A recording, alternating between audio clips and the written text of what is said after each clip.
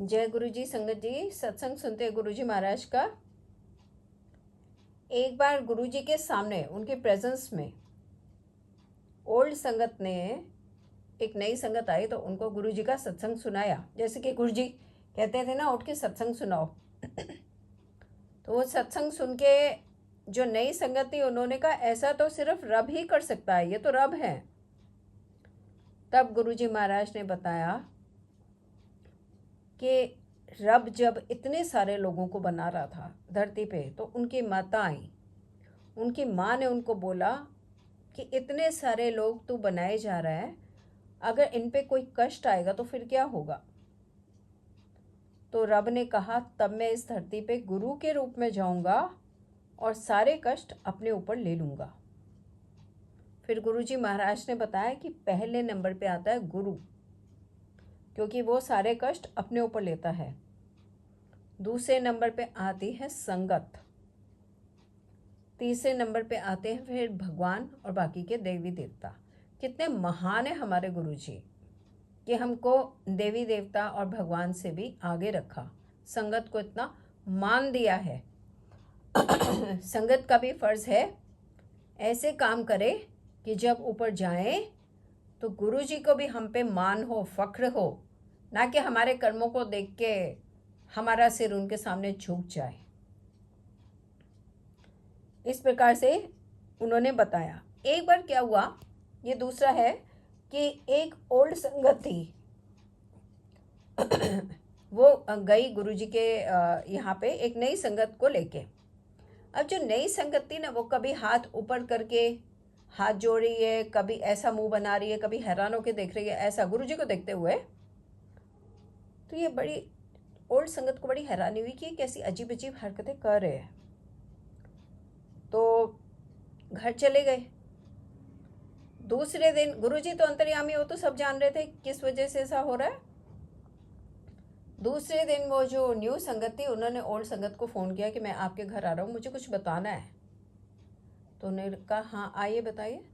तो उन्होंने कहा मैं एक बार, आप जहाँ मुझे कल ले गए उसके बारे में है कि मैं एक बार कैलाश मानसरोवर की यात्रा पे गया था और वहाँ पे जाके तो बहुत ही कई बार बुरा हाल हो जाता है, क्योंकि ऑक्सीजन का लेवल बहुत कम होता है। तो मेरा हाल ऐसा हो गया कि मैं वहाँ पे सांस नहीं ले पा रहा था और मैं वहाँ पे गिर गया। बेहोश ही होने वाला था कि मैंने सिर्फ आंखें खुली रखी तो देखा सामने एक चरण आए। जहाँ मैंने इतने वुलन्स पहने थे और सॉक्स पहने थे, इतने गर्म कपड़े पहने थे, वहाँ पे एक चरण आए जिन्होंने कुछ भी नहीं पहना था। मतलब एक शख्सियत आई, उन्होंने तो यही कहा जिनके चरणों में कुछ भी नहीं था पहना हुआ। और वो जो आए थे तो उनको देख के मुझे एकदम से एनर्जी आ गई और मैंने उनको कुछ भेंट देनी चाहिए, मतलब पैसे। तो उन्होंने ये कहा कि 80 की करना है ऐसा, और ब्लू कलर के चोले में थे वो। और फिर वो जो कैलाश मानसरोवर था वहाँ पे जो बादल होते हैं उनमें अलग अलग सीन आते हैं। कोई कहता है कि वहाँ पे त्रिशूल बन गया, कोई कहता है शिवलिंग बन गया, कोई कहता है माता पार्वती और शिव जी के दर्शन हुए हैं। इस प्रकार के सीन उन्होंने वहाँ देखे।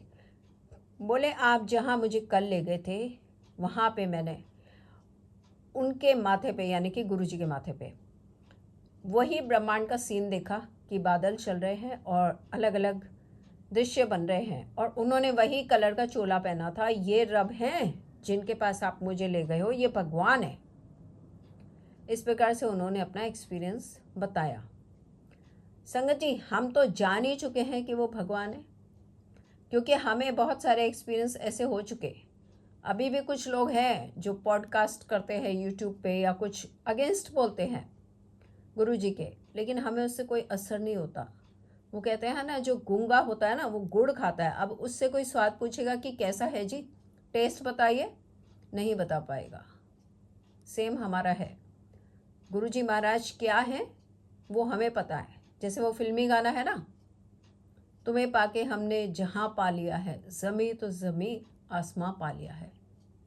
ऐसा कई संगत ने फील किया है। गुरु जी महाराज कई बार गाने भी चलवाते थे, क्योंकि वो कहते थे कि अपने आप को भारी ना रखें हर समय ज्ञान में। आंटी जी इसको कहते थे कि मॉल जाओ, घूमो फिरो, और कई बार पंजाबी गाने भी चलवाते थे। मतलब उन्होंने एक नॉर्मल जीवन संगत को बताया जैसा होना चाहिए, नॉट कि टोटल हैवी होके बैठ जाएं, लाइट भी रखें अपने आप को, लेकिन सिर्फ ध्यान कर्मों पे और नाम के स्मरण पे। यही हमारे गुरुजी महाराज की हमें दी हुई सीख है, जिस पर हमें ज़रूर चलना चाहिए। तो संगत जी, गुरुजी महाराज के चरणों में करते हैं दंडवत प्रणाम, और सब मिलके कहेंगे जय गुरुजी, शुक्राना गुरुजी महाराज का।